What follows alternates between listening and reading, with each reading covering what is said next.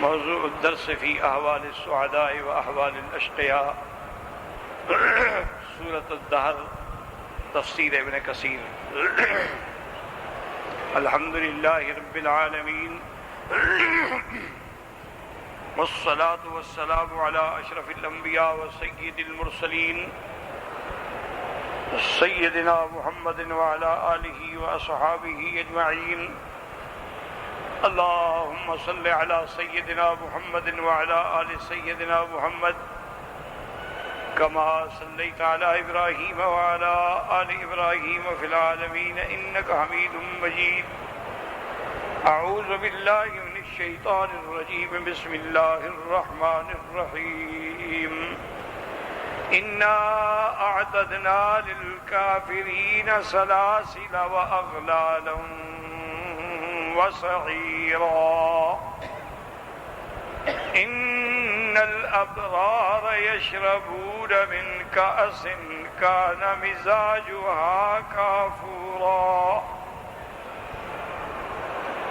عينا يشرب بها عباد الله يفجرونها تفجيرا يوفون بالنذر ويخافون يوما كان شره مستطيرا ويطعمون الطعام على حبه مسكينا ويتيما وأسيرا إنما نطعمكم لوجه الله لا نريد منكم جزاء ولا شكورا إنا نخاف من ربنا يوما عبوسا قمطريرا فوقاهم الله شر ذلك اليوم ولقاهم نظرة وسرورا وجزاهم بما صبروا جنة وحريرا. اللہ تبارک و تعالی نے کلام مقدس کی ان آیات مبارکہ میں دونوں جماعتوں کا ذکر فرمایا ہے. جیسے کہ آپ نے پہلی آیت میں پڑھا تھا اِنَّا هَدَيْنَاهُ السَّبِيلَ إِمَّا شَاكِرًا وَإِمَّا كَفُورًا. تو شاکرن کا معنی تھا ایمان لانے والے، ماننے والے، اللہ کی نعمتوں پر شکر ادا کرنے والے، اور کفورا کا معنی تھا انکار کرنے والے، اللہ تبارک و تعالیٰ پر ایمان نہ لانے والے. تو دو لفظوں میں دونوں کا ذکر آ گیا، مومنین کا بھی اور کافرین.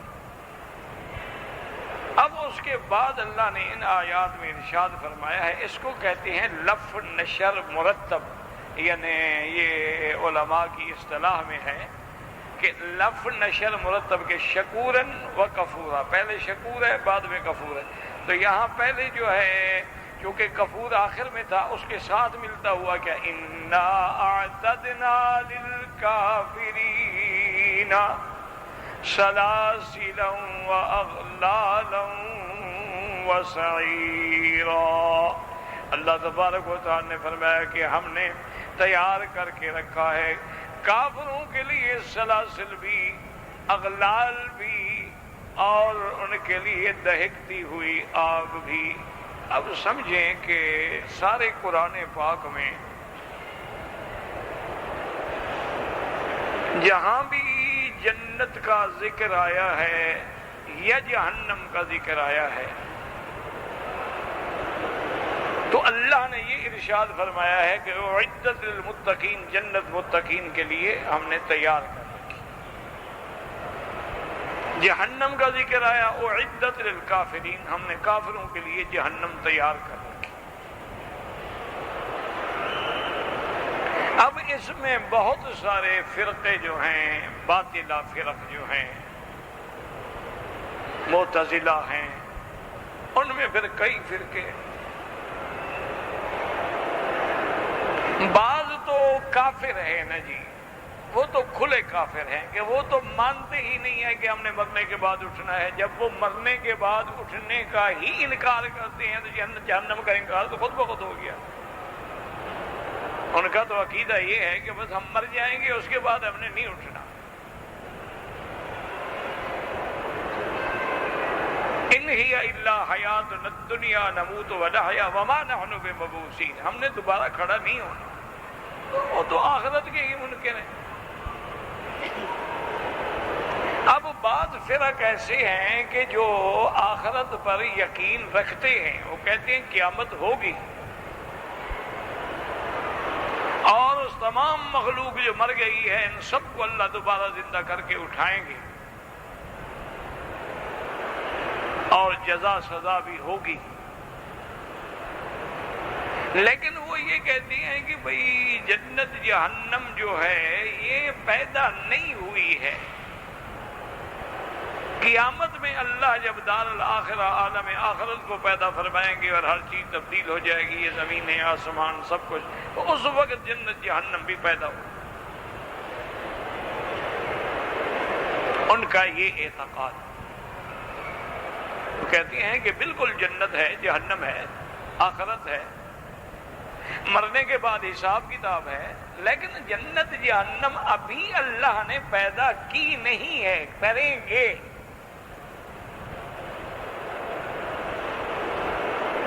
وہ کہتے ہیں کہ جہاں جہاں یہ لفظ مبارک آتے ہیں کہ ہم نے تیار کر رکھی ہے، وہ کہتے ہیں یہ تحدید کے لیے ہیں، یعنی ظالموں کو ڈرانے کے لیے ہیں کہ بھئی عذاب تیار ہے، خیال رکھو۔ اس کا معنی یہ نہیں ہوتا کہ عذاب باقی تیار ہے۔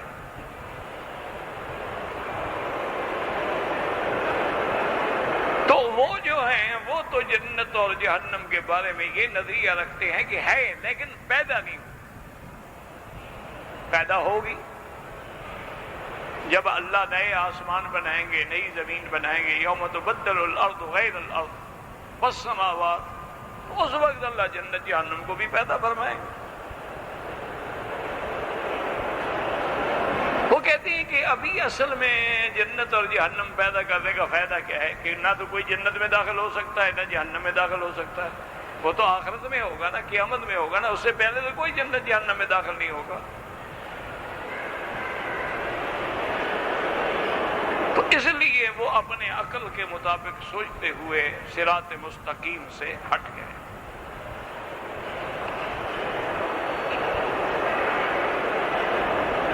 اور دوسرے فرقے جو ہیں وہ یہ کہتے ہیں کہ دیکھو قرآن خود کہہ رہا ہے کہ کل من علیہا فان، کہ جو چیز دنیا میں سب پہ فنا ہو جائے۔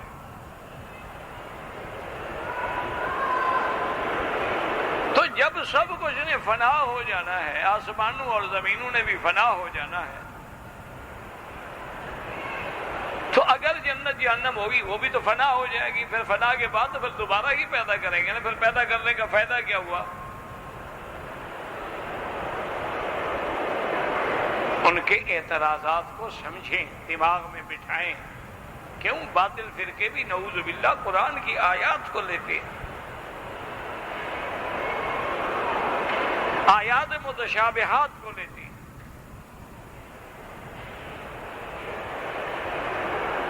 لیکن عقیدہ اہل سنت والجماعت جو ہے، کیونکہ یاد رکھو کہ صحابہ سے لے کر قیامت تک حق فرقہ جو ہے وہ اہل سنت والجماعت۔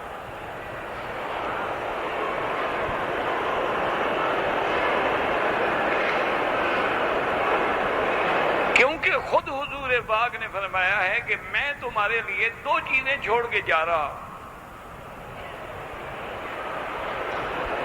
اگر تم نے ان کو پکڑ کے مضبوطی سے اس پہ عمل کیا تو انشاءاللہ کبھی گمراہ نہیں ہوگے. ترکت فیکم امرین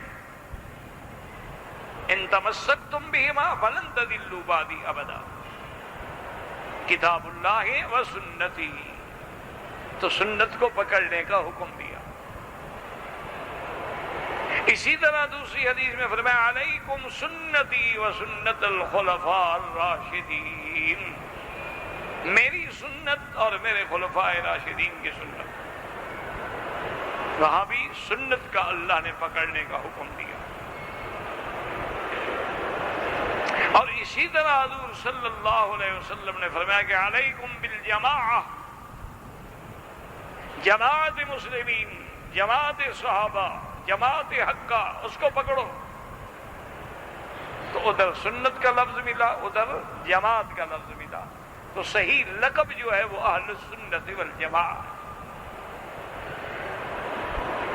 یہ تو خیر آج کل جیسے بریلوی حضرات اپنے آپ کو لکھتے ہیں اہل سنت، انہوں نے تو یعنی مقصد یہ سمجھایا ہوا ہے کہ بس صرف ہم ہی اہل سنت ہیں، یعنی جو اہل بدعت ہیں وہ اہل سنت بن گئے.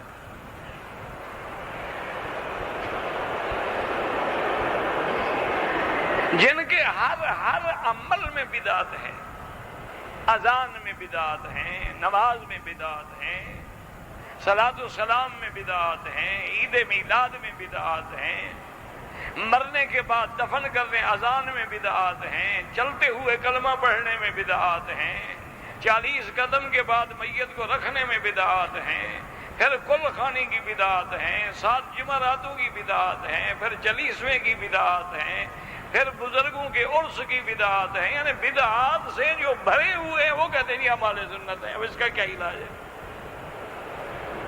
جو مرضی ہے کر لو. حالانکہ اہل سنت، سنت کا معنی حضور کا طریقہ، جماعت کے صحابہ. تو سیدھی سی بات تھی کہ ہم یہ دیکھتے بھی حضرت بلال کی اذان سے پہلے صلاۃ و سلام تھے تو سنت ہے، نہیں تو بدعت ہے. ایک کھلی سی بات ہے، اس میں کوئی جھگڑے والی، لڑائی والی یا کوئی دلائل دینے والی کوئی ایسی بات نہیں ہے جو عقل میں سمجھ نہیں آ رہی ہے. بھئی حضور صلی اللہ علیہ وسلم کے زمانے میں صحابہ شہید ہوئے،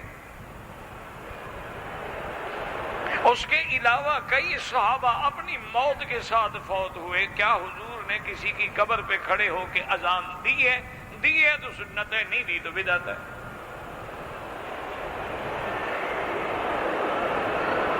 کیوں؟ سنت کا معنی ہے حضور کا طریقہ. اچھا جی، کفن کے اوپر لکھو جی، کلمہ لکھا جا رہا ہے اور کفنی پہ کیا حضور کے زمانے میں جن کو کفن ملتا تھا ان کے کفن پہ بھی کچھ لکھا تھا؟ حضور پاک نے فرمایا بھی کلمہ لکھو، فلاں چیز لکھو، فلاں آیت لکھو، فلاں قرآن لکھو. اگر حضور نے کیا ہے یا فرمایا ہے سنت ہے، نہیں تو بدعت ہے.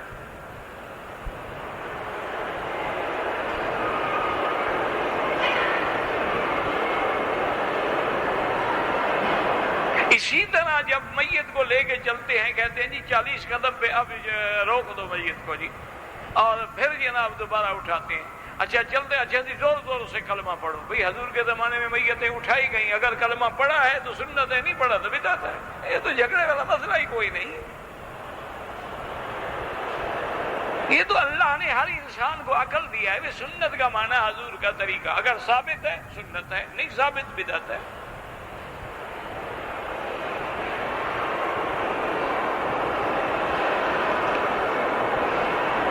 بھئی عید میلاد النبی ہے، بھئی حضور پاک نے اپنا میلاد بنایا ہو،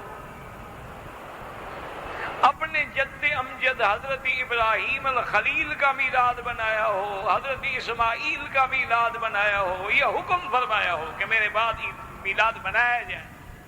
65 سال حضور زندہ رہی ہے، کم از کم 65 دفعہ تو بنایا جاتا نا.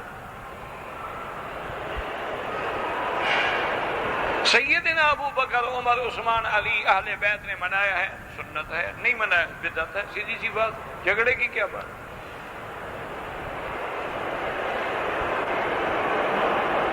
اس لیے لڑائی نہ کیا کریں، فوراً پتہ لگ جاتا ہے اس کا عمل سنت پر ہے، اہل سنت. اگر اس کا عمل سنت پہ نہیں ہے وہ اہل بدعت ہے، ایک واضح طریقہ۔ تو اصل لقب جو ہے اور صحیح مسلک جو ہے، صحیح مذہب جو ہے، وہ اہل سنت والجماعہ۔ تو دو حدیثوں میں آ گیا، ایک تو فرمایا کہ میں آپ میں سنت چھوڑ کے جا رہا ہوں، کتاب اللہ و سنتی۔ دوسری جگہ فرمایا علیکم سنتی، میرے طریقے کو لازم پکڑو، و سنت الخلفاء الراشدین۔ اور تیسری جگہ فرما دیا کہ 73 فرقے بن جائیں گے، سب جہنم میں جائیں گے، الا ما انا علیہ و اصحابی، مگر وہ جس پہ میں ہوں یا میرے صحابہ۔ تو حضور سے سنت آ گئی، صحابہ سے جماعت آ گئی۔ اسی لیے حضور نے فرمایا کہ علیکم بالجماعہ، جماعت کو لازم پکڑو۔ فمن شذ شذ فی النار، جو الگ ہوا وہ مارا گیا۔ تو اہل سنت والجماعت جو ہے، یاد رکھو کہ ان کا عقیدہ یہ ہے قرآن و حدیث کی روشنی میں کہ اللہ نے جنت کو بھی پیدا فرما دیا ہے، جہنم کو بھی پیدا کر دیا ہے، دونوں موجود ہیں۔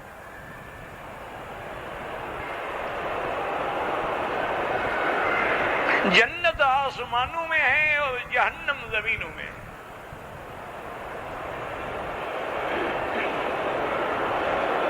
دونوں پیدا ہو چکی ہے، یہ نہیں کہ آئندہ ہوں گی۔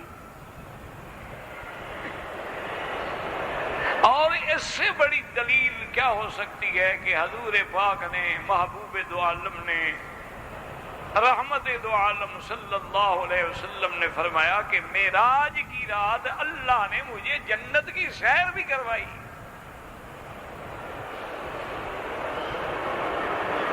یعنی حضور جنت میں خود تشریف لے گئے، اور اس کے بعد حضور نے اتنی تفصیل سے بیان فرمایا کہ میں نے بلال کے چلنے کی، پاؤں کی آواز بھی سنی، اتنی تفصیل بتائی کہ میں نے ایک سفید موتیوں کا محل بنا ہوا دیکھا، تو میں نے پوچھا جبریل سے لمن، یہ کس کے لیے ہے یہ محل؟ انہوں نے کہا کہ رجل من قریش، قریش کے ایک آدمی کے لیے ہے۔ حضور نے فرمایا اللہ کے بندے، انا من قریش، میں بھی تو قریش میں سے ہوں، میرے لیے؟ انہوں نے فرمایا نہیں حضرت، یہ تو آپ کے خادم کا ہے، آپ کے غلام کا ہے، آپ کے خلیفہ حضرت عمر کا گھر ہے۔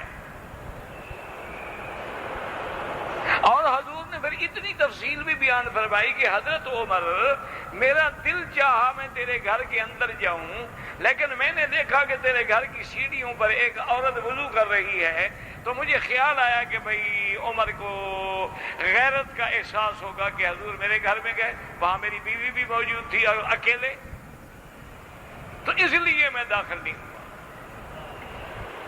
حضرت عمر رو پڑے اور کہا علیک اغار یا رسول اللہ، حضور کیا مجھے آپ پر بھی غیرت آتی؟ اگر آپ میرے گھر میں چلے جاتے تو مجھے آپ پر کیا غیرت کی بات ہے؟ نہیں، غیرت غیرت ہے۔ تو اتنی تفصیل بیان فرمائی۔ تو جب اللہ فرمائے کہ جنت تیار ہے، حضور فرمائے میں نے جنت میں خود جا کے دیکھا ہے، اور اللہ حکم دیں گے یا آدم اسکن انت و زوجک الجنہ، کہ تم اور تمہاری بیوی جاؤ جنت میں رہو، کلا منہا رغدا، کھاؤ پیو عیش کرو۔ تو جنت تو پہلے سے ہے، یعنی ابھی آدم پیدا بھی نہیں ہوئے، جنت پہلے موجود ہے۔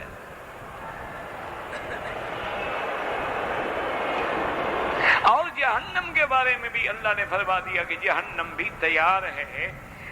علماء یہ فرماتے ہیں کہ جہنم جو ہے وہ زمین میں ہے، اور تقریباً یہ جتنا حصہ سمندروں میں ہے نا، اس کے نیچے جہنم ہے۔ خود اندازہ کر لو جہنم کتنی بڑی ہوگی، کیونکہ 3 حصے تو پانی ہے نا دنیا میں، ایک حصے میں ہم رہ رہے ہیں، تو اس کے نیچے جہنم ہے۔ کیونکہ آپ نے یہ بھی فرمایا ان تحت البحر نارن، کہ اس دریا کے نیچے، سمندر کے نیچے جہنم ہے۔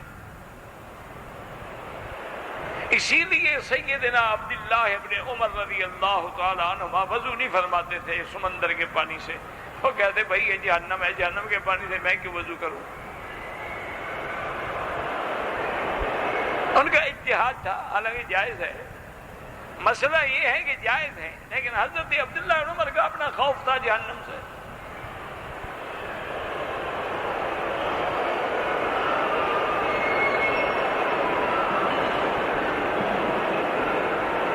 اور یہ بھی روایات میں بھی آتا ہے، آثار میں بھی آتا ہے، اب دلائل بھی جو دنیا کے جدید علوم ہیں وہ بھی اعتراف کر رہے ہیں کہ نیچے جو جہنم ہے نا اس کے اوپر ایک غلاف حجری ہے، ایک پتھر کی سمجھے زمین ہے،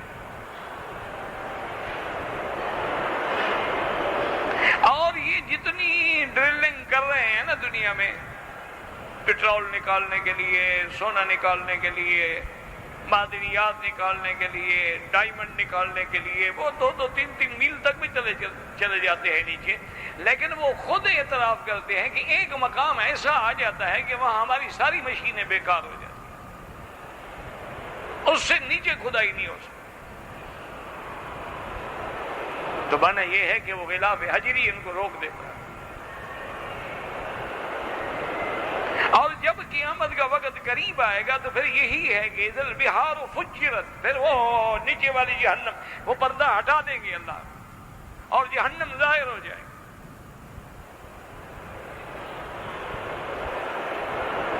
تو اس لیے یاد رکھیں کہ جنت بھی موجود ہے، جہنم باقی یہ رہا جی فنا، تو یاد رکھو کہ کل من علیہا فان کا معنی یہ ہے کہ ہر چیز قابل فنا ہے، یہ معنی نہیں کہ ہر چیز پہ فنا ہے۔ فَصَعِقَ مَنْ فِي السَّمَاوَاتِ وَمَنْ فِي الْأَرْضِ إِلَّا مَنْ شَاءَ اللَّهُ، لیکن جن کو اللہ چاہیں گے ان پہ موت نہیں آئے گی، جنت فنا نہیں ہوگی، اس کے اندر جو حور و غلمان ہیں وہ بھی فنا نہیں ہوں گے، عرش بھی فنا نہیں ہوگا، تو کئی چیزیں ہیں جو فنا نہیں ہوں، معنی یہ ہے قابل فنا ہے، کل شیء ہالک، قابل یعنی اللہ چاہے تو فنا کر دے۔ تو اس لیے ہمیشہ یاد رکھیں کہ عقیدہ اہل سنت والجماعت یہی ہے کہ، اور حضور نے فرمایا کہ میں حتیم میں حضور نماز پڑھ رہے تھے، حضور تھوڑا سا آگے چلے گئے 2 قدم، پھر واپس اپنی جگہ پہ آ گئے، پھر تھوڑی دیر گزری 2 قدم پیچھے چلے گئے، پھر اپنی جگہ پہ آ گئے۔ تو نماز کے بعد صحابہ نے پوچھا کہ حضور آپ تو ایسا نہیں کرتے کہ نماز میں چلیں۔ آپ نے فرمایا اصل میں کعبے کی دیوار میں اللہ نے مجھے جنت دکھلائی، اور اس کے اندر جو پھل لگے ہوئے تھے نا مجھے بڑے عجیب لگے، تو میرا دل چاہا کہ میں انگوروں کا ایک گوشہ توڑ لوں، صحابہ کو کھلاؤں گا، تو میں جب آگے جانے لگا تو وہ دور ہو گئی کہ ابھی توڑنے کا حکم نہیں ہے۔ پھر اللہ نے مجھے جہنم دکھلائی تو میں دہشت سے پیچھے ہٹ گیا۔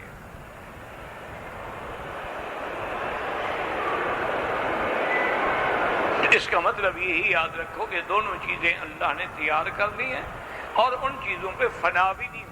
بہت ساری چیزیں ہیں جن پہ فنا نہیں ہو، جہاں لفظ ہے ہر چیز پر فنا، معنی یہ ہے کہ ہر چیز قابل فنا، ہر چیز قابل ہلاک۔ اس لیے اب اللہ فرماتے انا اعتدنا للکافرین سلاسلا واغلالا وسعیرا۔ اللہ فرماتی ہے ہم نے کافروں کے لیے تیار کر رکھے ہیں سلاسل، زنجیریں،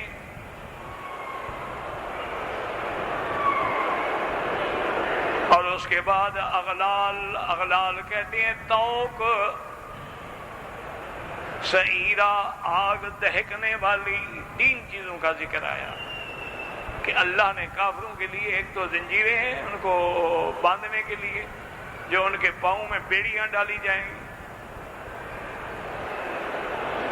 جیسے دوسری جگہ قرآن کہتے ہیں اذ الاغلال فی اعناقہم، توق ان کے گردنوں میں ہوں گے، والسلاسل، اور بیڑیاں پاؤں میں ہوں گی، یسحبون، ان کو پھر جہنم کی طرف گھسیٹ گھسیٹ کے لے جایا جائے گا۔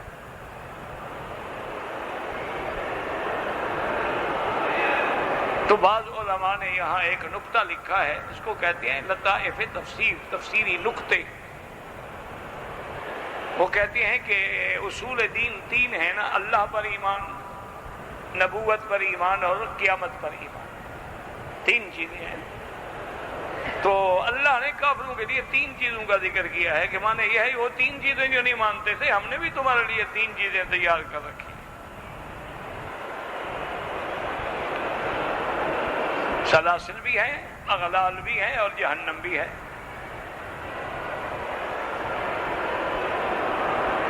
اچھا، اور یہ بھی یاد رکھا کرو کہ جہاں جہاں بھی قرآن میں جہنم کا ذکر ہے نا، آگے ہے کافروں کے لیے، کافروں کے لیے، کافروں کے لیے۔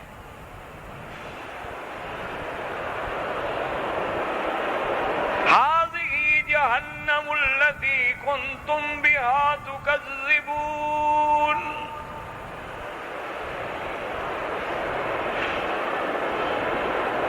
اسی طرح جہاں جہاں قرآن میں دیکھیں گے، جہاں بھی جہنم کا ذکر ہے نا، وہ ذکر یہ ہے کافروں کے لیے۔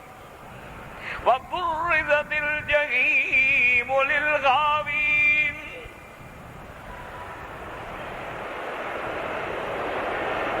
لیکن جو گناہگار مسلمان ہیں وہ بھی اللہ معاف کر دے، اس کی مہربانی نہ معاف کرے تو اس کو بھی جہنم میں ڈالا جائے گا، کیونکہ قیامت والے دن بعض مومن تو ایسے ہوں گے نا جن کا گناہ ہی کوئی نہیں، وہ سیدھے جنت میں گئے۔ بعض مومن ایسے بھی ہوں گے جن کا حساب بھی نہیں ہوگا، بغیر حساب کے جنت میں گئے۔ اور بعض مومن ایسے ہوں گے کہ ان کے دونوں عمل ہوں گے، خلطوا عملا صالحا وآخر سیئا، اچھے عمل بھی ہیں، بھیڑے بھی ہیں۔ اب اگر انہوں نے گناہوں سے توبہ کر لی تھی دنیا میں، صحیح معنی میں توبہ، تو وہ بھی جنت میں گئے۔ توبہ کے بعد گناہ معاف ہو جاتا ہے۔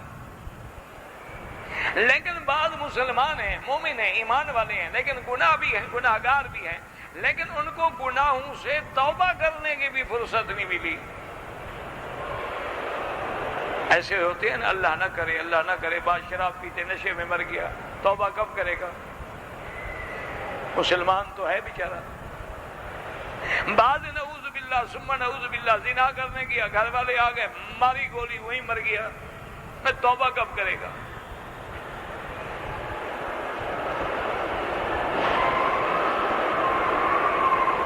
تو اس لیے ان کے بارے میں یاد رکھو، اہل سنت والجماعت کا عقیدہ یہ ہے کہ انشاء غفر لہم، اگر چاہیں تو اللہ ان کو بھی معاف کرے، وَإِن شَاءَ عَذَّبَهُمْ، اور اگر اللہ چاہے کہ نہیں ان کو جہنم میں ڈالو، جتنی انہوں نے جو گناہ کیا ہے نا اس کی سزا بھگتیں گے۔ ان کی سزا بھگتنے کے بعد اب ان کو نکالا جائے گا، چونکہ مسلمان جو ہے اس ہمیشہ نہیں رہے گا جہنم میں، ایک نہ ایک دن جنت میں آئے گا۔ وہ من قال لا الہ الا اللہ دخل الجنہ۔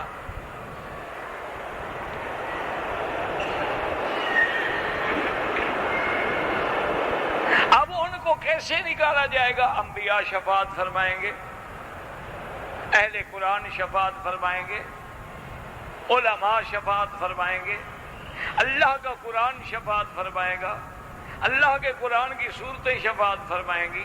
گناہگار ہے لیکن سورۃ الملک پڑھتا تھا، شفاعت کرے گی۔ اور کچھ لوگ ایسے بھی ہوں گے کہ اس کے بعد بھی وہ جہنم میں بچ جائیں گے تو ان کو اللہ اپنی رحمت سے نکال دے گا، جنت میں وہ جائے گا چاہے جتنا گناہگار ہے۔ اسی لیے حدیث میں آتا ہے نا کہ سب سے آخری آدمی جو جنت میں جائے گا نا،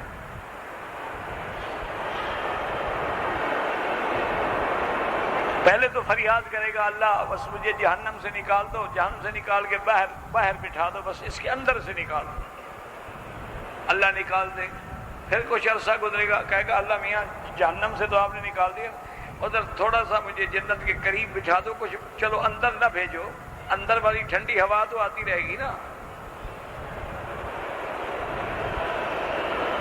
اللہ نے فرمایا تم نے تو پہلے یہ مانگا تھا اللہ میاں مجھے آپ کی قسم ہے اب پھر اور کچھ نہیں مانگا۔ اللہ فرمایا اچھا بھی اس کو جنت کے باہر قریب کر کے بٹھا دو، وہاں بٹھا دیں گے۔ پھر دیکھے گا جنت اور اس کے نظارے، تو پھر کہے گا اللہ میاں مہربانی کر دو، اگر مجھے بھی جنت میں داخل کر دو۔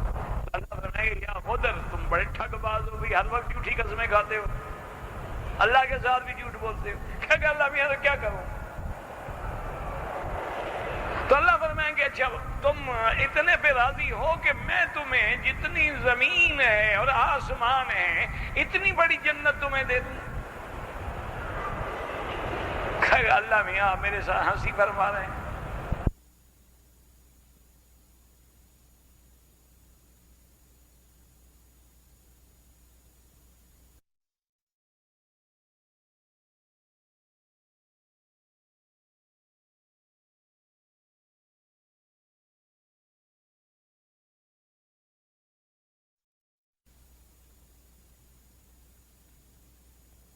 لازم جنت میں جائے گا، لیکن جو کفر پہ مر گیا ہے، شرک پہ مر گیا ہے، غیر اللہ کو پکارتے پکارتے مر گیا ہے، یہ نہیں کہ صرف بتوں کی پوجا کرتا تھا، بتوں کی پوجا کرے یا انسانوں کی پوجا کرے یا جنوں کی پوجا کرے یا شیطان کی پوجا کرے، من دون اللہ، اللہ کے سوا جب غیر کو تم نے پکارا ہے تو شرک۔ چاہے تم اللہ کے نبی کو پکارو، چاہے ولی کو پکارو، یا عبد القادر، یا رسول اللہ، یا نبی اللہ، یا مصطفیٰ، یا جبرائیل، یا میکائیل، جس کو بھی۔ اللہ فرماتے ہیں من اضل ممن یدعو من دون اللہ، اس سے بڑا گمراہ اور بدبخت کون ہے جو مجھے چھوڑ کے میرے سوا کسی اور کو پکارے؟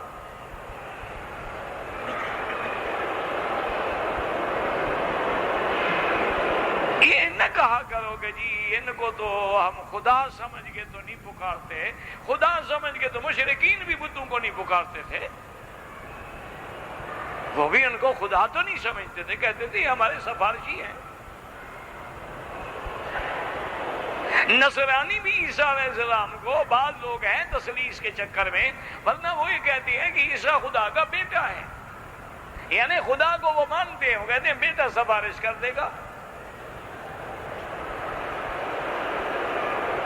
تو من دون اللہ، اللہ کے سوا جس غیر کو پکارنے والا، غیر کو سجدہ کرنے والا، غیر اللہ کی نظر نیاز دینے والا۔ اچھا بعض لوگ مسلمان ہوتے ہیں، عقیدہ بھی صحیح ہوتا ہے، لیکن عادت بن گئی ہے کہ جناب یہ نظر برائے خدا اور نیاز برائے حسین، ایک عادت بن گئی۔ یہ بھی نہ کہا کریں، آدمی شرک میں چلا جاتا ہے۔ حالانکہ مسلمان ہیں، وہ یہ نہیں سمجھتے کہ ہم حضرت حسین کی نظر کہتے نہیں نظر تو اللہ کے لیے ہے لیکن نیاز ان کے لیے ہے۔ اللہ فرماتے میرے ساتھ کسی کو شریک تو بنا رہے ہو نا، تو یہ کہنا بھی منع ہے، اللہ کے لیے ہے، اللہ کے لیے۔ تو اس لیے ہمیشہ یاد رکھو کہ ان کے لیے جہنم تیار ہے اور ایمان والوں کے لیے جنت تیار ہے۔ اس لیے فرمایا انا اعتدنا للکافرین سلاسل واغلالا وسعیرا، اور یاد رکھو وہ سلاسل جو ہوں گے، وہ زنجیر جو جہنم کے ہوں گے، سلسلۃ 70 ذراع، 70 ہاتھ چوڑے زنجیر، یہ چھوٹے موٹے زنجیر نہیں ہوں گے۔ اغلال ایسے تو گلے میں ڈالے جائیں گے کہ اس کا چہرہ بھی چھپ جائے گا، یہ نہیں کہ صرف گلے میں ایک زنجیر پڑی ہوگی یا گلے کے اندر ایک ہلکا پڑا ہوگا، نا نا نا، اذ الاغلال فی اعناقہم، اور پھر جہنم میں ایسے نہیں پکڑ کے لے جائیں گے، یصحبون فی النار علی وجوہہم، سر کے بل ان کو چلایا جائے گا۔ صحابہ نے پوچھا حضور آدمی سر سے بھی چل سکتا ہے؟ سر سے کیسے چلے گا؟ تو آپ نے فرمایا جس اللہ نے ٹانگوں پہ چلایا وہی چلائے گا نا، ہم نے تو نہیں چلانا ہے نا، ہم تو ٹانگوں پر بھی نہیں چل سکتے تھے نا، ٹانگوں پر چلنے کی طاقت اللہ نے ہمیں دی ہے نا، تو وہ سر پہ بھی تو اللہ نے چلانا ہے، ہم نے تو نہیں چلانا۔ اور کہا جائے گا ذوقوا مس سقر، اب جہنم کی لپٹوں کے جو مزے ہیں نا وہ چکھو۔ کہا جائے گا افسحر ھذا، تم نبیوں کو کہتے تھے نا جادوگر ہیں، کیا یہ جہنم بھی جادو سے بنی ہوئی ہے؟ دیکھو تو غور تو کرو۔ افسحر ھذا ام انتم لا تبصرون، یا تم اندھے ہو تمہیں نظر نہیں آ رہی؟ یہ اللہ نے کفور کے ساتھ ذکر کر دیا. اب پہلے کون تھا؟ شاکرن. اب ان کا ذکر کیا. ان الابرار یشربون من کاس کان مزاجها کافورا. اللہ نے فرمایا جو میرے نیک بندے ابرار، خیر کرنے والے، اچھے عمل کرنے والے،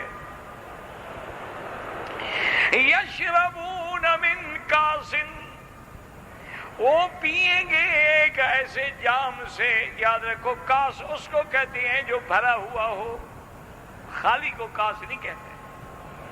من کاس کان مزاجها کافورا، اور جس کی ملونی جو ہے وہ کافور کی ہوگی. یہ دنیا کا کافور نہیں، وہ جنت کا کافور ہوگا. عینن، وہاں چشمہ ہوگا. یشرب بہا عباد اللہ، اللہ کے جو بندے اللہ پہ ایمان والے، توحید والے، صحیح عقیدے والے، وہ اس چشمے سے پیئیں گے.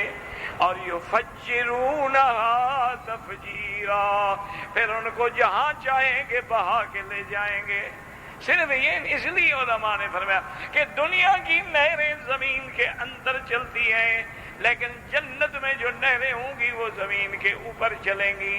اور دنیا میں جو نہریں ہیں وہ پانی اوپر سے نیچے آتا ہے، لیکن جنت میں جو نہریں ہوں گی مومن جدھر چاہے گا نہر ادھر چلی جائے گی. یفجرونہا تفجیرا، جدھر اشارہ کرے گا ادھر جاؤ جی، ادھر جاؤ جی، ادھر جاؤ جی، ادھر جاؤ، اوپر جاؤ جی، اب نیچے جاؤ. اللہ اکبر، اللہ اکبر. عین یشرب بہا عباد اللہ یفجرونہا تفجیرا. لیکن یاد رکھو یہاں اللہ نے ان کے پینے کا ذکر بھی فرما دیا، چشمے کا ذکر بھی فرما دیا، لیکن ان کے رہنے کا ذکر نہیں فرمایا. تو علماء نے فرمایا، اللہ فرماتے ہیں دیکھ لو، اندازہ کر لو، جن کے پینے کے لیے ایسی نعمتیں ہوں گی، ایسے چشمے ہوں گے، ان کے لیے جنت کیسے ہوگی. بھائی جن کو اب آدمی جاتا ہے نا کسی بڑے آدمی کو کہتے یار بڑی اچھی شربت پلائی ہے انہوں نے، یار کمال ہے، شربت ایسی ہے، کھانا پتہ نہیں کیسے ہوگا. پھر جب وہ اعلیٰ کھانا کھلائے گا کہتے یار کھانا تو بڑا مزیدار کھلایا ہے، پتہ نہیں ٹھکانا کیسے ہوگا. پھر تو اس لیے اللہ تبارک و تعالیٰ کبھی مطعومات کا ذکر فرماتے ہیں، کبھی معقولات کا ذکر فرماتے ہیں، کبھی مشروبات کا ذکر فرماتے ہیں، اور پھر اس میں تنوع کا ذکر فرماتے ہیں کہ کیسے کیسے وہ چیزیں ہوں گی، کیسی وہ نہریں ہوں گی. حتیٰ کہ جنت میں 4 نہروں کا بھی اللہ نے قرآن میں ذکر کیا.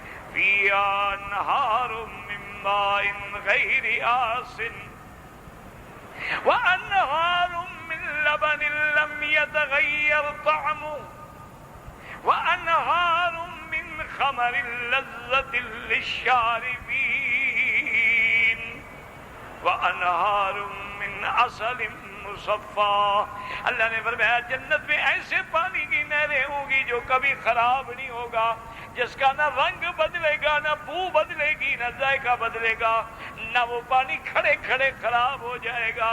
اور وہاں دودھ کی بھی نہریں ہوں گی، اور اس کے بعد فرمایا شراب کی بھی نہریں ہوں گی، لیکن وہ گندا دنیا کا شراب نہیں ہوگا جو جانور کے پیشاب کا ذائقہ رکھتا ہے، بلکہ لذت للشاربین،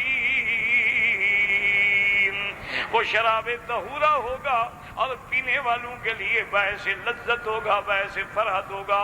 لا بیا غول، نہ اس کے اندر کسی قسم کا پیٹ کا درد ہوگا، نہ اس کے اندر سر میں صداع ہوگا، نہ نشہ ہوگا، ایک عجیب لذت و سرور ہوگا. اور فرمایا عسل مصفی، شہد کی، شہد بھی نہیں بلکہ شہد ایسا جو صاف شدہ، ریفائن کیا گیا، جس کو اللہ کی قدرت سے صاف کیا گیا. تو یہ مومنوں کا ذکر ہے. اللہم اجعلنا مع عبادک الابرار ومع عبادک الاخیار. اللہم انا نسألک رضاک والجنت ونعوذ بک من سخطک والنار.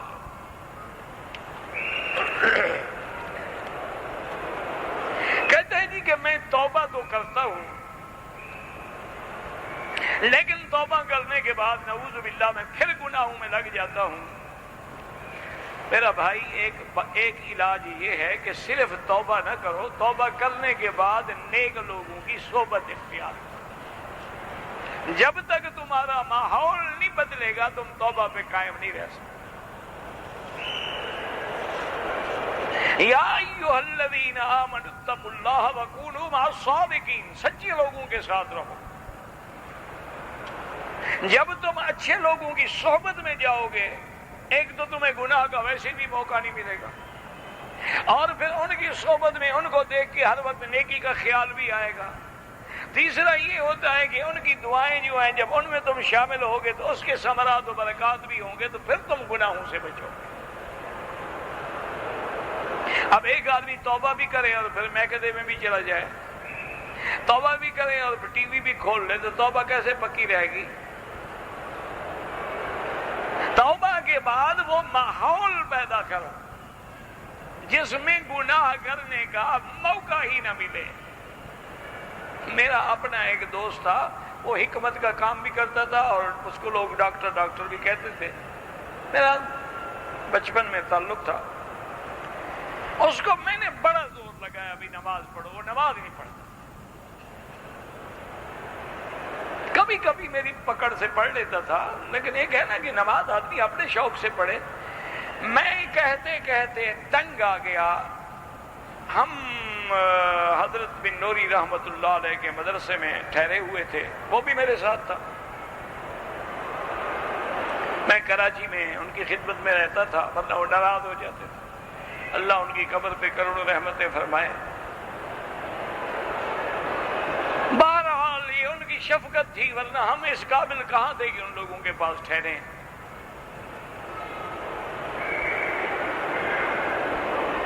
تو وہ بھی میرے ساتھ تھا۔ تو ایک دن میں نے صبح کی نماز کے لیے جب میں وضو کر کے تیار ہو کے الحمدللہ مسجد میں گیا، ساتھ ہی مہمان خانہ تھا، ساتھ ہی مسجد کی، اور بڑی عظیم الشعبی ہے الحمدللہ، بڑی چمکتی ہوئی نیٹ کلین مسجد۔ میں گیا تو میں نے دیکھا کہ وہ ڈاکٹر صاحب تو ماشاءاللہ صف اول میں بیٹھے ہوئے ہیں۔ دل میں تو میں خوش ہوا، میں نے کہا اچھی بات ہے الحمدللہ۔ بہرحال نماز پڑھ کے میں آیا، میں نے کہا جی ڈاکٹر صاحب آج کیسے شوق آ گیا؟ میں نے کہا یار کیا شوق آ گیا، پتہ نہیں تم نے مجھے کہاں ٹھہرایا ہے۔ ابھی تہجد کا بھی وقت نہیں آیا تھا تو ایک آدمی نے دروازہ کھٹکھٹایا، حضرت گھڑی ہوگی آپ کے پاس، کیا ٹائم ہو گیا ہے؟ میں نے کہا میرے پاس گھڑی نہیں ہے۔ وہ چلا گیا، 10 منٹ گزرے اور آدمی آ گیا، ٹک ٹک ٹک ٹک، حضرت آپ نے وضو فرما لیا ہے، تہجد کا وقت ہو گیا ہے۔ میں نے کہا میں تہجد شجد نہیں پڑھتا۔ وہ چلا گیا۔ تھوڑی دیر گزری، پھر دروازہ کھٹکا، السلام علیکم حضرت، نماز کا وقت ہونے والا ہے، پانی گرم لوٹا میں نے باہر رکھ دیا ہے آپ کے لیے تاکہ آپ کو سردی میں ٹھنڈ میں تکلیف نہ ہو۔ کہتا ہے میں نے سوچا جب سونے ہی نہیں دیتے تو چلو یار کرو وضو، جاؤ مسجد، اور کیا۔ یہ تو کوئی ایسے لوگ ہیں سونے تو دیتے نہیں، آرام تو کرنے نہیں دیتے۔ تو اس لیے جناب میں مسجد آ گیا ہوں، کیا کرتا؟ تو ماحول بندے کو بناتا ہے، یاد رکھو۔ دوسری بات یہ ہے کہ اللہ سے نا امید نہ ہو۔ اگر 1000 بار توبہ شکستی بازا، اگر 1000 بار بھی توبہ توڑ چکے ہو پھر بھی توبہ کرو، ابھی دروازہ بند نہیں ہوا۔ یہ بھی شیطان کا حملہ ہے کہ یار تم نے توبہ کئی دفعہ کر کے توڑ دی ہے، چھوڑو کیا توبہ۔ توبہ کرو اور اپنا ماحول اچھا کرو، صحبت صالحین اختیار کرو، اللہ والوں کی صحبت میں رہو، دین والوں کی صحبت میں رہو۔ فرض نماز کے بعد ہاتھ اٹھا کے دعا مانگے تو کوئی منع نہیں، اور ہاتھ اٹھائے بغیر دعا مانگے تو کوئی منع نہیں، کیونکہ حضور سے بغیر ہاتھ اٹھائے دعا مانگنا بھی ثابت ہے، ہاتھ اٹھانے سے بھی ثابت ہے۔ لیکن ہمارے ہاں جو یہ رواج بن گیا ہے کہ ہر نماز کے بعد امام دعا مانگے اور پھر 3 دفعہ مانگے، یہ بدعت ہے۔ کبھی مانگ لیا، کبھی نہ مانگا، کبھی ہاتھ اٹھا لیا، کبھی نہ اٹھایا، تاکہ سب حدیثوں پہ عمل ہو جائے۔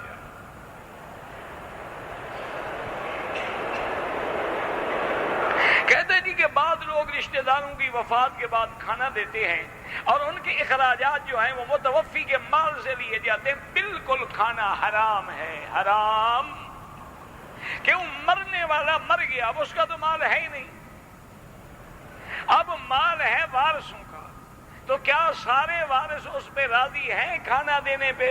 اچھا ایک وارث جو ہے وہ نابالغ ہے، وہ تو جب تک بالغ نہ ہو اجازت دے ہی نہیں سکتا، تو بالکل حرام۔ بلکہ سنت یہ ہے کہ جو بندہ مر جائے تو ایک محلے والے اس کے گھر میں کھانا بھیجیں 3 دن، تاکہ وہ اپنے غم میں ہیں بیچارے، کب پکائیں گے، اور لوگ بھی آ رہے ہیں، مہمان بھی آ رہے ہیں، کہاں سے کھلائیں؟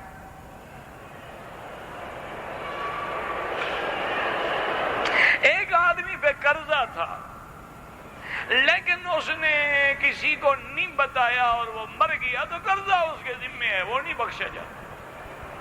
اب قیامت کے دن اللہ چاہے تو اس کی نیکیاں لے کے اس کو دے دیں گے جس کا قرضہ ہے، اگر پھر بھی قرضہ بچ گیا پھر اس کے گناہ لے کے اس پہ رکھ دیں گے، اور چاہے تو اپنے خزانے سے ادا کر دیں، اللہ کی مرضی ہے۔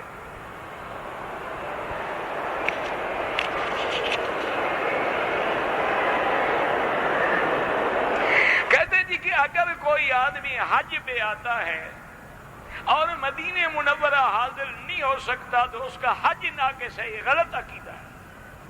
حج اور مدینہ پاک کی زیارت کا آپس میں کوئی تعلق نہیں، حج حج ہے، زیارت زیارت۔ باقی یعنی لازم انسان کوشش کرے، یہ بڑی بد نصیبی ہوگی کہ مکے میں آنے کے بعد بھی مدینے نہ جائے، ورنہ اگر نہ جائے حج سے اس کا کوئی تعلق نہیں۔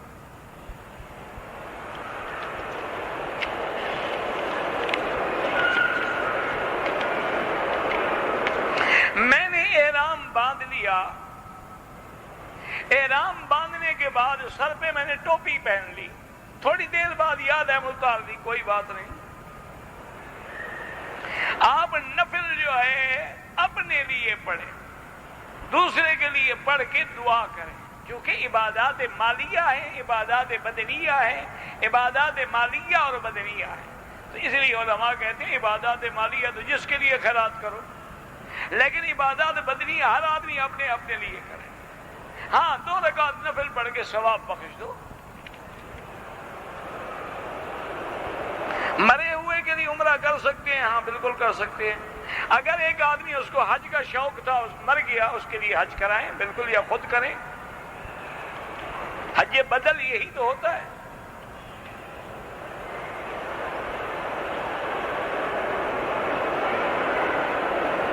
میں نے وہ ہونٹوں پہ لگانے والی خشکی کی وجہ سے چپسٹک جو تھی وہ لگائی، تو اس میں خوشبو آئی، پھر میں نے صاف کر دی، کوئی جرمانہ نہیں، لیکن آئندہ نہ لگائیں۔ لگانا ہو نا تیل، زیتون کا تیل لگا لیں، یا ایسی چیز لگائیں جس میں خوشبو نہ ہو۔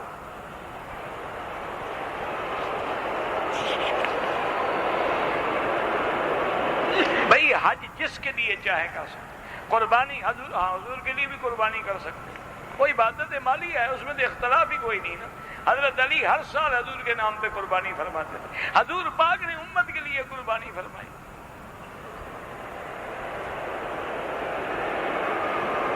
فجر اور مغرب عصر کے بعد نوافل نہیں پڑھنے چاہیے، چونکہ صحیح حدیث ہے کہ لا صلاۃ بعد الفجر حتی تطلع الشمس، فجر کے بعد کوئی نماز نہیں جب تک سورج نہ نکلے، اور عصر کے بعد کوئی نماز نہیں جب تک سورج نہ ڈوبے، تو لہذا مغرب کے بعد پڑھا کریں یا سورج نکلنے۔ یہاں ائمہ فرماتے ہیں کہ صرف طواف والوں کے لیے اجازت ہے اگر پڑھ لیں تو، ان کے نزدیک بھی افضل یہی ہے کہ مغرب کے بعد پڑھیں۔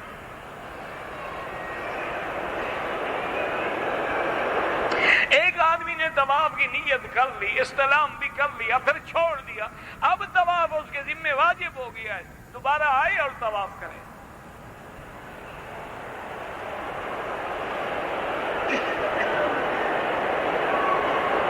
قرآن پاک کے اوراق جو پوسیدہ ہو جاتے ہیں، پھٹ جاتے ہیں، ان کو کسی چیز میں ڈال کے دفن کر دو، پانی میں بہا دو۔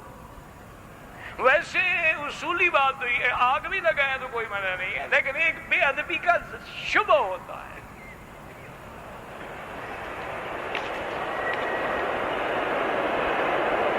کہتے جی کہ قرآن مجید میں وہ نسخہ مبارک جس پہ سیدنا عثمان رضی اللہ تعالیٰ عنہ پڑھتے ہوئے شہید ہوئے تھے اور آپ کا خون مبارک بھی گرا تھا، کہتے ہیں کہ ترکی میں ہے، استنبول میں، اللہ عالم، میں نے نہیں دیکھا۔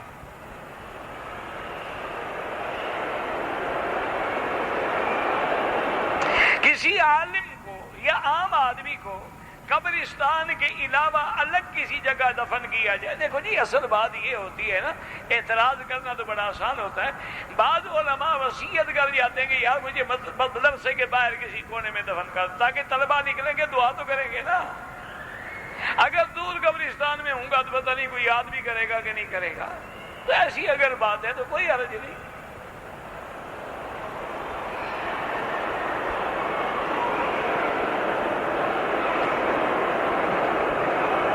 میں طائف میں رہتا ہوں، اپنے بیوی بچوں کے لیے عمرہ کروں، اگر وہ زندہ ہیں تندرست ہیں پھر کیوں کرو، ان کو بلا کے کراؤ۔ بچوں کی طرف سے عمرہ، کوئی بچوں کی طرف سے کوئی عمرہ نہیں کیا جاتا۔ جنازے میں امام ابو حنیفہ رحمۃ اللہ علیہ کے نزدیک پہلی تکبیر کے بعد ثنا ہے، پھر درود ہے، پھر دعا ہے۔ لیکن حنابلہ اور شوافی کے نزدیک پہلی رکعت میں فاتحہ ہے، پھر درود ہے، پھر دعا ہے۔ کوئی جھگڑے کی بات نہیں، وہ بھی فاتحہ کو دعا سمجھ کے پڑھتے ہیں۔ حرم میں مکے مدینے میں آنے والے مسافر جو ہیں ان کو سنت اور نفل معاف ہے، وتر پڑھنے ہوں گے چونکہ وتر واجب ہے، لیکن اگر پڑھیں تو ثواب ہے، کوئی منع تو نہیں ہے۔ معنی یہ ہے کہ نہ پڑھیں تو گناہ نہیں ہوگا، ورنہ اگر پڑھیں 2 رکعت اور 2 لاکھ رکعت کا ثواب اپنے کیوں چھوڑ دیں، اور جب کام ہی کوئی نہیں۔